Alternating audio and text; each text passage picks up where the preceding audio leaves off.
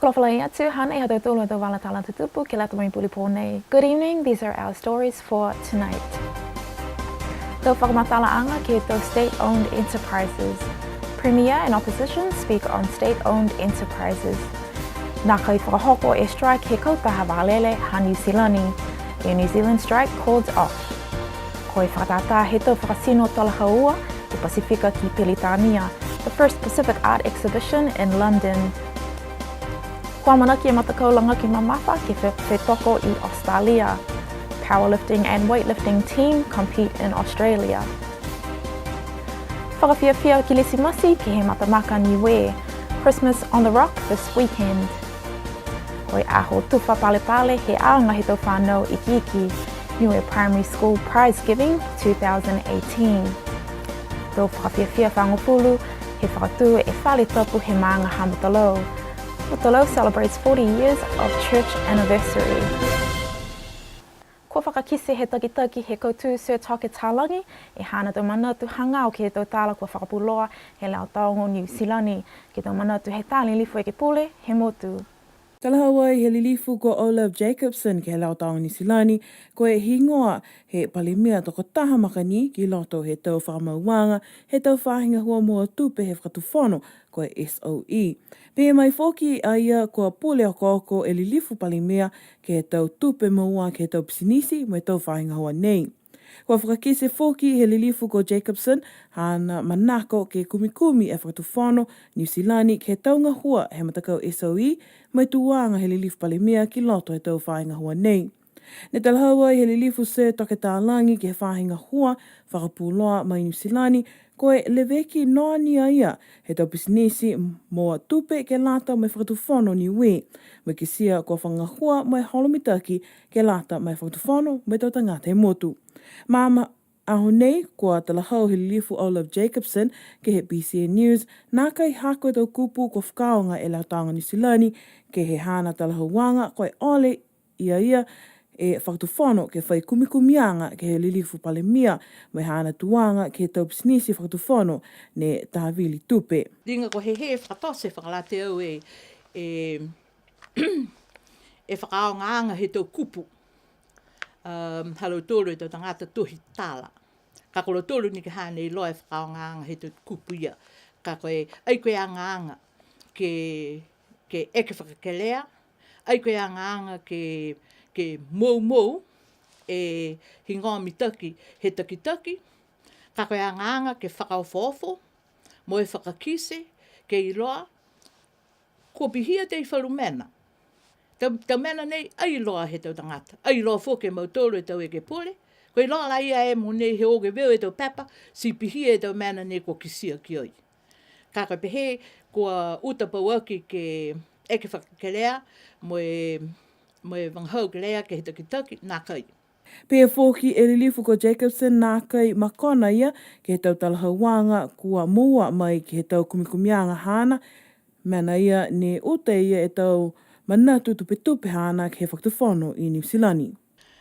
Na whinatu au ke he motu pālangi, mo e whakatu tālau, mo e whaoa he Foreign Affairs, ai ke whanau ke hokotaki, koe whanau ke whakakise e manatu tupe. Ha koe tau puhala nei, ai ke tau puhala ke whakatupu aki e mitaki he motu ha tau tolu. Koe tau mena whakalatau tangata tau mena nei. Ha koe mena tose motu, si ki sia o se tau tolu e tau mena ne whae tause, i loto he tau whahinga hua, ki sia foki ki whafo he motu, si ai manatu au ko mitaki e tuanga ia. Ka eke, ke tamai foki New Zealani wharutope ki longa, si tause pihia foki he motu ha tau tolu. Ko latani ke whai talahauanga ki ai he mga honei, ke tau tatao hi fo, mo e whakakise foki ke hae tau mena ia ni kua tupu ke he motu ha tau tolu. Koe hāne i talahau ai pihia ki loto, he whona ke pule whakamaama mai pehe. Tau e ke pule, pehe tua i e whekau ha tau tolu. Kua whakaingasi te ka ha. Koe tau shares, koe tau tuwhaanga.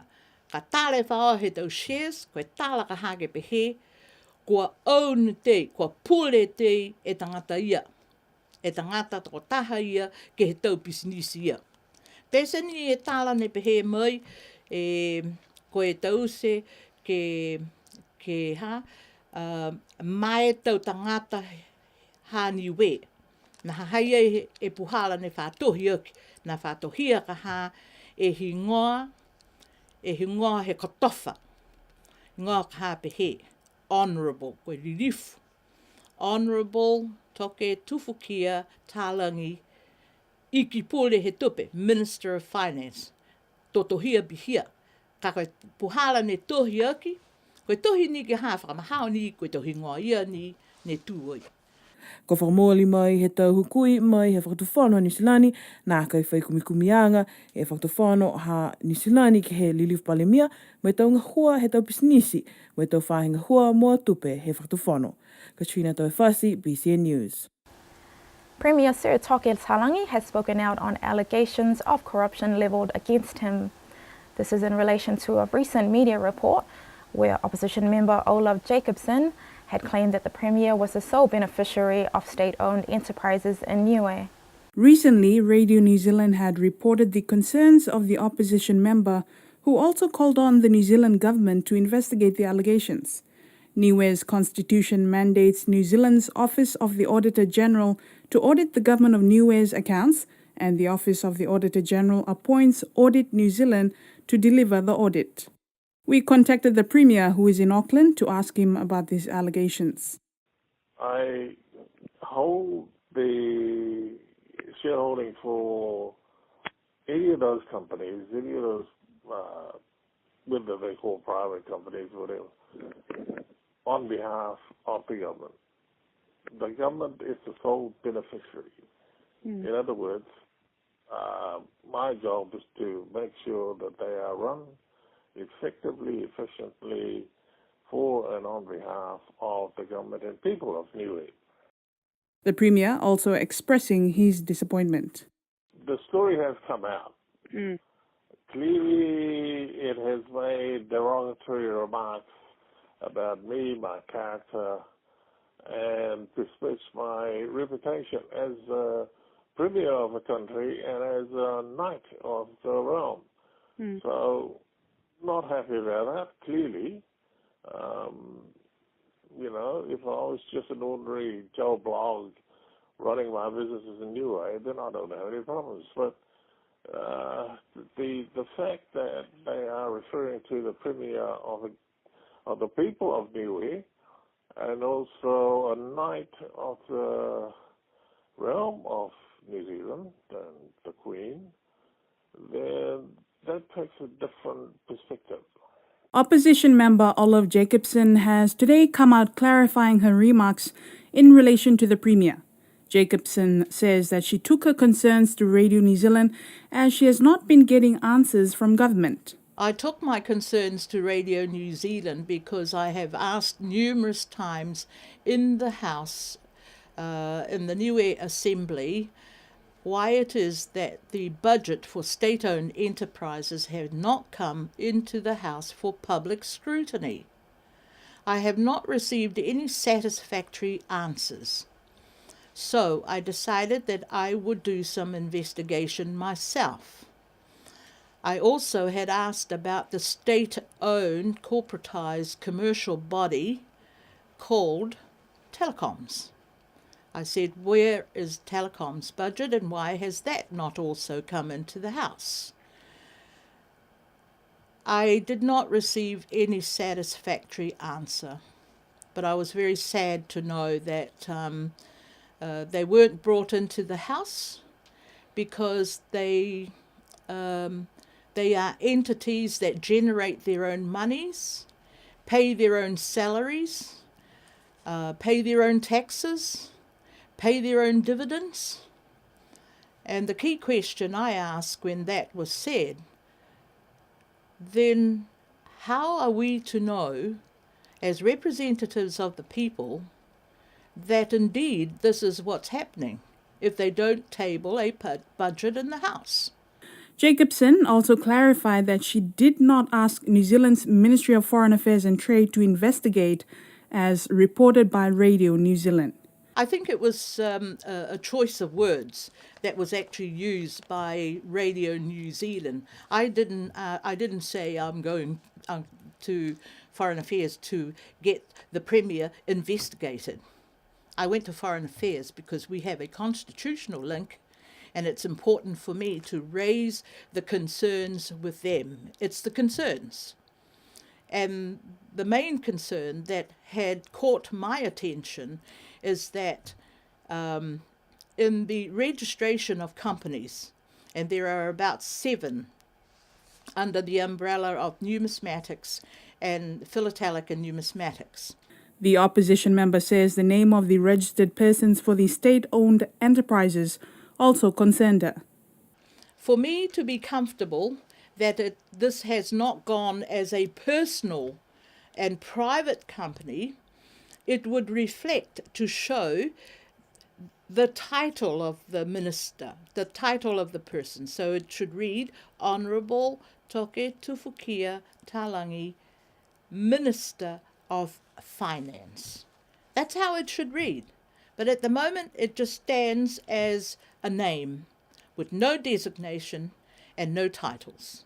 So no one's to know that he's holding shares for the rest of the whole island. We don't know that, because the way it's recorded is that it's just his personal name, and that's why some explanation needs to be done.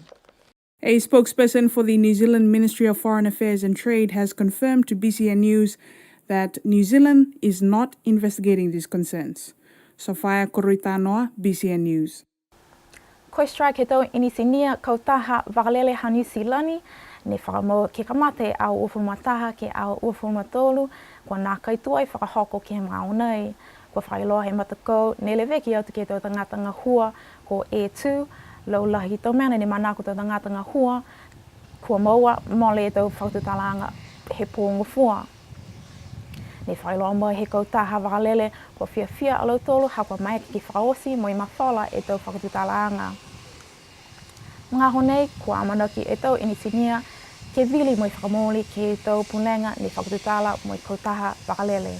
Good news for those planning to travel abroad this festive season. The 3 days of Christmas strike action by Air New Zealand engineers that could have affected 120,000 air travellers has been called off.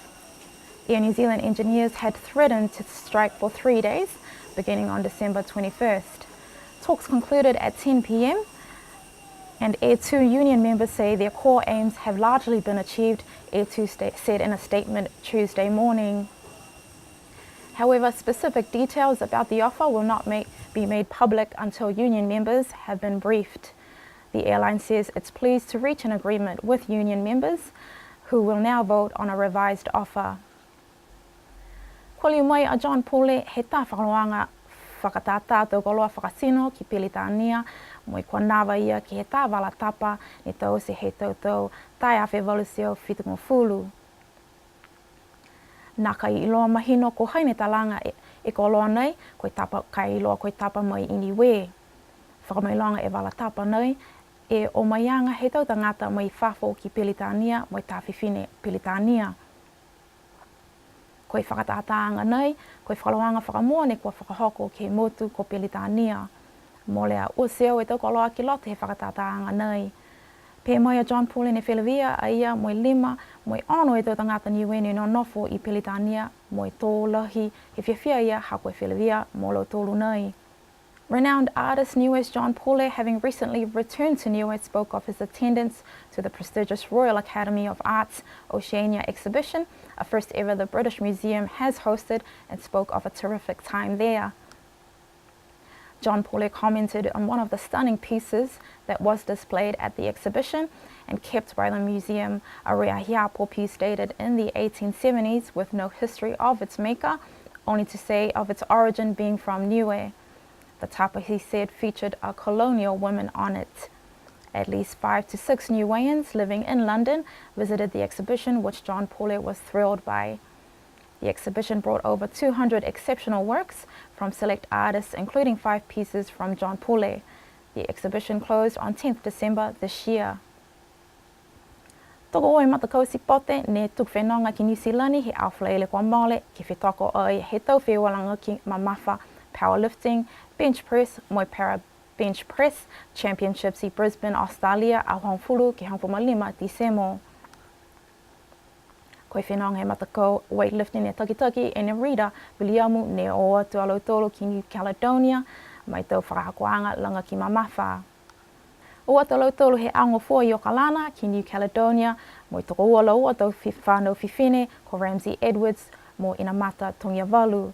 Le whenonga atu whoki toko ua e matua mo i matakau ko Carol Edwards mo David Tongiavalu.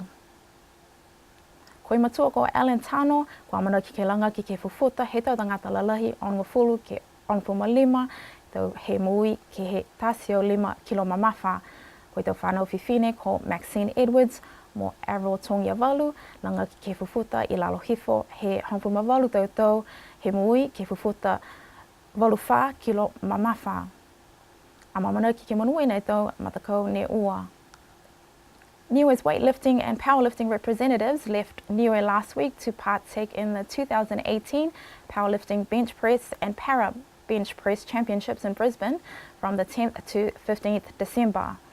Narita Viliamu, coach for Niue's weightlifting team, has travelled to New Caledonia for training accompanied by Ramsey Edwards and Inamata Tongiavalu and their parents Carol Edwards and David Tongiavalu.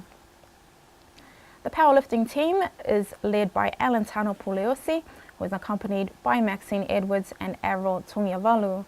Mr. Puleosi will be competing in the 60 to 65 year category in the 105 kilogram weight class. Both Maxine and Avril will partake in the under 18 category in the 84 kilogram weight class. Tōlongi tau tangata talahaua kua hoko mai ke motu ke lata moi taha whakawhiawhia ki lisimasi ke whunua aonga i halamahanga ki awhiawhi au whaiumu. Amanaki ke whakawhiawhia ke pūli he pō Frankie Stevens mo Jackie Clark mo i matakau ki whangamui Mita Whakatalis ni kua mamanaki ke hohoko mai he au whalailea pōngi. Koi whalaanga ke lata mo i tō tangata osi nā kai whai totongi ni kua manaki ke kamata he hawhi 5 mo i whakaosi he hawha e mata hala hiva he pō whaiumu. Niue's first ever Christmas on the Rock will be on this Saturday at the Halamahanga School grounds. The star lineup revealed Tuesday but hinted at earlier this year are Frankie Stevens and Jackie Clark, with the cast of Meet the Whakatalis expected to arrive in country tomorrow. Celebrations are evident with Christmas breakups, but this one will be the one for all, a free event for everyone to attend. The event starts at 5:30 and will end 9:30 p.m. Ke au ni awhi, ne whakahoko e aho tuwha pale he aonga he tau whanau iki ke whale tolo he aonga tokolunga. Tokolongi tau mamatua ne o atu ke ono ke he tau malolo he halau tolo tau whanau, kua puki loto mo whafo he whale tolo he tau mamatua ne whakatali ke longa ona e hingoa e hana atama koe he ana kai.